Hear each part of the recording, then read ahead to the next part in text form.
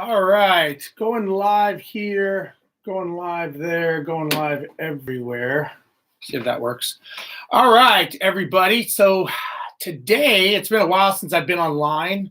So I thought I'd do a little bit of some conversation, maybe some educating a little bit. Let me see if I can get all these stinking windows closed because I got too many. How many windows can you have open at one time, right? That's the biggest question. All right, so one of the things I want to talk about today are all the different ways to be involved in real estate, because I talk to so many people that everybody has the newest, best, greatest way to be involved in real estate. Move this mic over here. The biggest way that I see people failing is because they have no idea what they're doing in real estate, right? They have so many great ideas. They all are great and they all suck at the same time. Right. And so one of the things I've learned is the more focused you could be in anything, I don't care what it is. I mean, some people think that they can multitask, which actually is not even a true thing. There's no such thing as multitasking, despite what people think. Multitasking just means you're not doing two things good at all. You're probably sucking at something. And so one of the biggest challenges we all have in life is we see these people doing flips. We see people doing wholesale, syndications. The problem is you see one person doing a bunch of different things that you think, but the reality is, let me rephrase that. You see a bunch of people doing a bunch of different things. And so when you're going online and you're watching people, you're thinking to yourself, okay, this person's flipping, this person's wholesaling, this person's this, right? But the reality is they're doing one thing. They're not doing a bunch of different things. So the question is what is the one thing you should be doing, right? Because you can't do two things good, right? There's actually no such thing as multitasking. It's actually called alternative tasking, because your brain cannot do two things at the same time. It can do one thing, and the other thing it can do by rote, right? So for example, being an airline pilot flying a plane, you probably would not want me juggling and landing an airplane at the same time, right? You're going to go, look, dude, just do one or do the other. Don't do them both, because one of them is going to end up bad, right? So you got to ask yourself, what is it that you're doing on a daily basis? And what are the different things that you can do in real estate? Because look, we all know there's a bunch of different things that you can do. So everybody, I'd like to know, like, what is the one thing that you do in real estate? I know a lot of people have some great focus. I talk to and work with a lot of people that have a lot of specific things that they do. And they do it really, really well. And they go, you know what? I'm not doing these other things because that's what I do, right? Other people, they think they can do a lot of things. And the reality is they're not really making a lot of money. You know, obviously making a lot of money you can define that any way you want, right? Maybe 100,000, maybe 500,000, maybe $1 million a year, a month, or whatever. That's your definition, right? Everybody has a different definition of a lot of money. But the problem is not everybody knows what they could be doing. So you could, first of all, let's talk about the different strategies that are out there. Now, one thing you got to understand is definitions. Strategy is not a goal. So a lot of times when I coach people or I talk to people, I'll ask them, what is your goal? And they'll say, my goal is to flip properties. My goal is to own, 20 houses. That is not a goal. That is a strategy to get you to a goal. That's like saying, I want to jump on the freeway. Okay, that's not going to get you anywhere. That's not an end destination. That is a means. It's a vehicle to get you to where you want to go. And certain strategies can get you there faster. You could walk somewhere. You could ride a skateboard. You can ride a motorcycle. You can drive a car. You can take an airplane, right? These are all different strategies to get you to a goal, right? And some will get you there faster. Some will get you there slower. So a lot of people want to get there at a certain destination. They don't know where they're going, and they don't even know which freeway they should take. So one strategy is obviously flipping. So most people didn't realize this, that flipping, 6.2% of all the home sales in the United States were from flip properties, right? Now, the profit that you get is typically derived by having your property, right? You're buying it low. Then you're putting in either repaired value, you're making the property nicer, and then you're selling it for the value, or you're holding it. A flip could be a long-term flip. It doesn't have to be within 30 days. And many people try to generate steady cash flow by flipping properties over long periods of time. The biggest challenge that I have learned when people want to flip is they don't understand that it is a business, and the business needs to run without you. So many people I talk to, when they're trying to flip properties, they don't own a business, they own a job. And many times the job is paying much less than what it would have paid if you just worked for someone, because you got holding costs, you got employee costs. If you have employees, if you don't, you really have a job. And a lot of times you're just taking that money and you're rolling it right into the next deal. So yeah, maybe you made 50, 100, 200 grand on the flip, but how much of that is actually going into HIP National Bank? Meaning, how much are you actually keeping? The reality is not many people actually are successful flippers because they fail in 5 things that I've noticed. The first thing they fail in is they don't have enough money, right? So they underestimate what it's going to cost. They don't have enough time, so they don't judge how much their time should take to flip a property. Next, they don't have the skill set. Look, just because you decided one day that you are going to be a flipper, it doesn't actually mean that you know what you're doing or that you should be the one cutting tile, estimating jobs, doing all those things, right? Which means if that's the case, you're going to have to sub it out to someone else. If you sub it out to someone else, that's going to take you being the boss, being the team leader, having leverage, right? A lot of times we are not good at being leaders. We're kind of semi-shitty at managers. We're horrible leaders, right? A lot of times we think we're good leaders, but we're really not. We don't even know what the definition of a leader is, which I can talk about. But number 4 is you don't have enough knowledge, right? You don't know what you're doing, and you don't know what's around the next corner. Just because one day you decided because you're so pissed off that you're going to quit your job doesn't mean that now you have it in you to go ahead and start doing all the strategies, whether it's permit pulling, knowing if you're getting ripped off, knowing how to run a business. Most people have no idea what it actually takes to run a business, right? They think that they quit their job and you run away from what you don't want in life. So you leave your job to now all of a sudden, the great thing about real estate is there's no one there to tell you what you're doing right or what you're doing wrong. The problem is there's no one there to tell you what you're doing right and what you're doing wrong, right? The only one that tells you is maybe the amount of money you make or keep and the amount of time that you put into it, right? The 2 biggest constraints we have in life, well, the one constraint that you can't change is time. The biggest objection people have is not enough money, right? Money is something that's made up in our mind, right? We put value, more value or less value on money. And sometimes we decide to do things like flipping properties and doing everything ourselves because we don't want to spend the money, but we really don't take the time to invest in ourselves for the knowledge. And the number 5 reason that most people fail in flipping is not enough patience. They don't have the patience to do the job. So flipping is one way, very, very successful. I know a lot of people, a lot of friends of mine are very successful in flipping. A lot of people suck at it. They make no money at it. I mean, 95% of people that start a new business fail in the first 5 years. I don't care what business that is. That's just a national number because of the reality is they don't know what they're doing.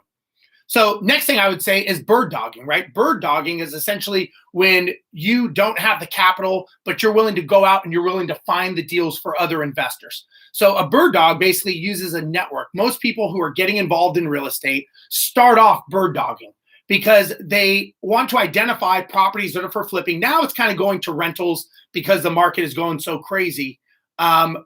James, you missed number 4, man? Come on, I can't go back for you. All right, just because I know James, I'm going back.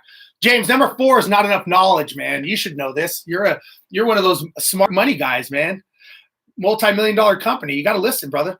All right, so bird dogging in. Bird dogging is what people do when they don't have money, they've got time, and maybe they've spent a lot of money and commitment, or not money, they spent commitment in building a network. So your network is what your net worth is. And you want to take away that when you are a bird dog, you are basically the person who's out seeking underpriced properties to identify them to sell to buyers. And that's an important role in this industry because if you can find a niche area or niche market when you're a bird dog, is you are going to be very, very successful if you can get to them next. The next type of way that you can be successful in real estate is called wholesaling. Wholesaling is it's similar to flipping. I know because I wholesaled for many, many years. And the reason I liked wholesaling is because I sucked at swinging a hammer.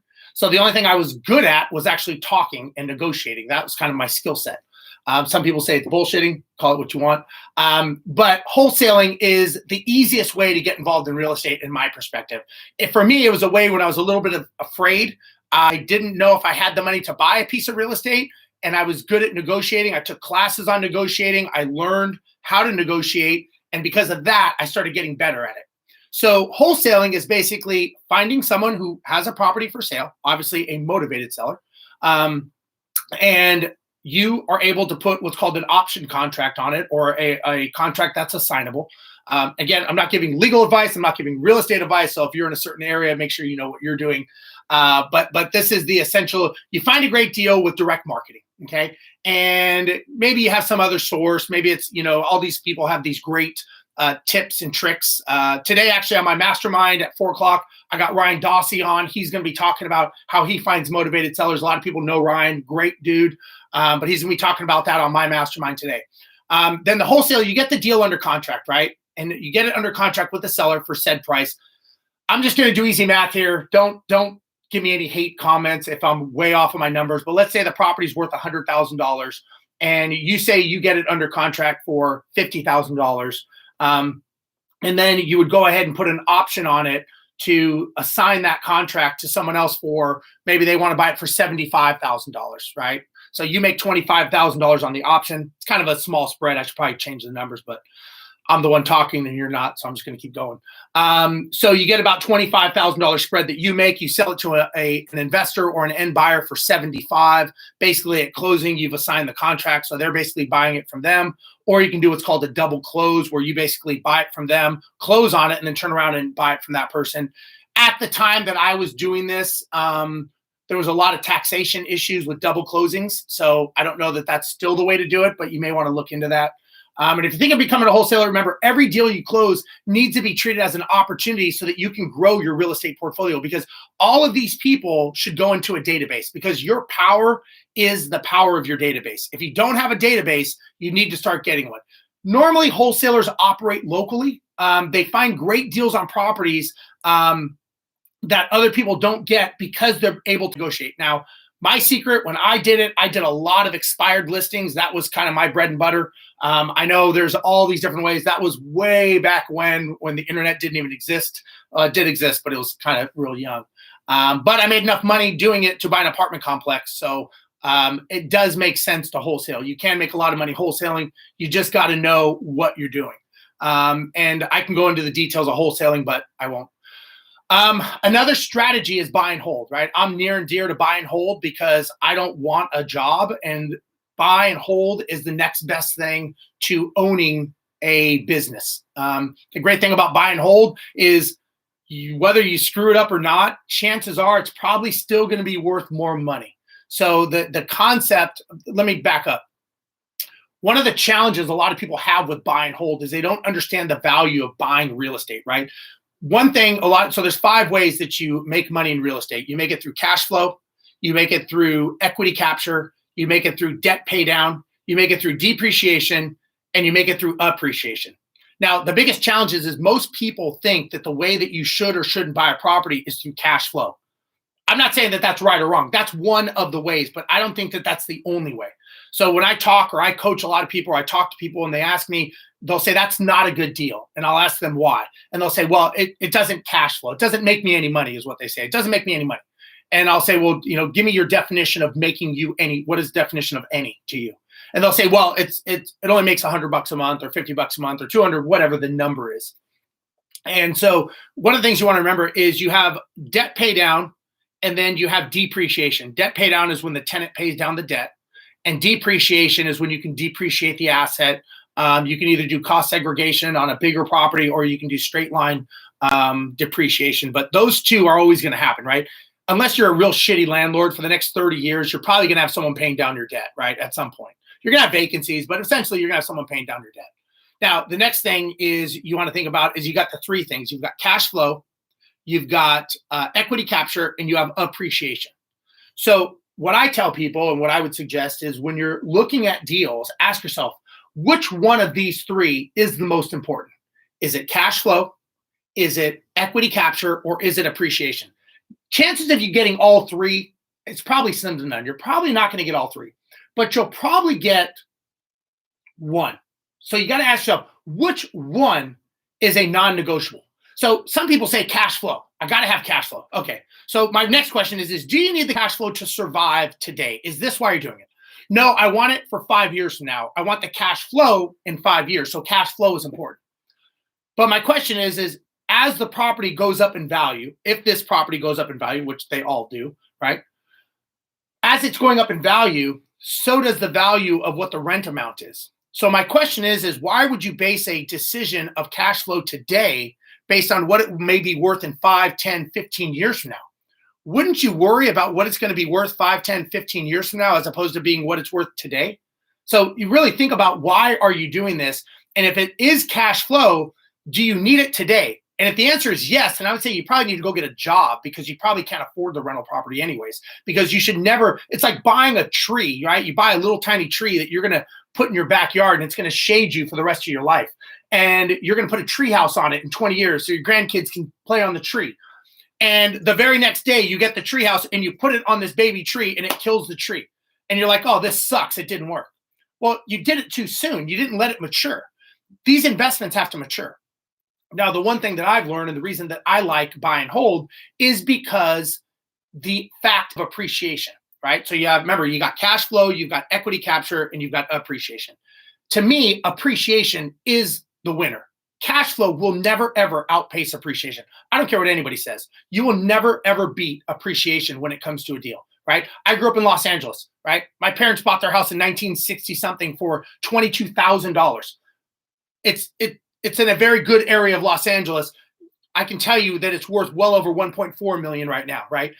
No cash flow in the world would ever beat that, right? Because it's doing it on its own. That house could have sat there vacant for 30 years and I still would have came out okay. Why? I wish I would have had 10 of those properties growing up, right? If you think back to where you grew up and you think back to the house prices they were when you were a kid, what are those worth today, right? And if you bought those in volume, what would those be worth? So now equity capture is the middle one. Equity capture is basically the house was worth 100, you buy it for 70, it's worth 100. Somebody was motivated enough to sell it for 70 because they had their own reasons. And, when it comes to dealing with motivated sellers, one of the biggest challenges people have is people think people are motivated, or a motivated seller, because they financially need to sell. That's not always true. As a matter of fact, most motivated sellers are not in bad financial straits. A lot of them are. I get it. They've made stupid mistakes. But the one thing you need to realize is motivated sellers have motivation reasons, right? Maybe they're trying to buy another house and this is prohibiting them. Maybe they're getting divorced. Maybe they're in the military and they're getting deployed. Maybe their job is moving them. Maybe they've been downsized. It's not always a financial means. The reason they're motivated and you can get equity capture in a deal is because they're trading the speed of the transaction for you buying the property, and they're willing to give you a better price because of that. So a lot of people they think that they can get equity capture just by somebody who's desperate and they're up against the wall. That's not always the case. Most people that are motivated, I've been motivated seller before. I had piece of crap properties that I just wanted to get rid of. I was happy to come to closing with money because it was no longer my problem, right? I wasn't in financial straits. I was just tired of dealing with this property. The guy who bought it from me, he ended up making money because he ran the property better than I did. So he won and I won. So it was mutual. It's not like you've got to take advantage of people for motivated sellers. It's another conversation. I won't go too deep. But the next thing I would say is the short-term rentals. So short-term rentals is another strategy, and those are the Airbnbs and all those things. And Airbnbs, short-term rentals, I should say, that's a great strategy when you're buying in areas that cash flow doesn't make sense and you don't want to be negative geared. Negative geared cash flow means that you have to be able to take the property and be negative, right? If you're in LA, San Francisco, New York, Seattle, you're probably going to have a negative geared property unless you just hit a home run and you got just a slamming deal. So there's nothing wrong with negative geared properties. A lot of people have them, but they offset them with positive geared. So some people that I coach, I tell them buy three positive geared properties and buy one negative geared property, and that supports the negative gearing. So if that one's losing money, you have the three. The negative gear is probably going up a lot faster. So if you're thinking about buying in different areas, you may say, I'm going to buy one in LA and I'm going to buy 3 in Houston, right? 1 negative geared, 3 positive geared, or whatever your strategy is. But the short-term rental is great because you're able to basically force cash flow appreciation on the deal. You're forcing increased cash flow by renting it out by the day. The challenge is a lot of people that have this is it's a job, right? You are busy being the short-term rental person or dealing with this. I know a couple people that I coach have some fantastic systems and they're just killing it in the short-term realm. The only thing that I will say that I don't like about short-term rentals or anything in that matter is you are relying upon another company's software with your business model. If Airbnb or VRBO says, you know what, we're charging you X% now, that could half your cash flow. It could kill your cash flow. And you know what? There's nothing you can do about it.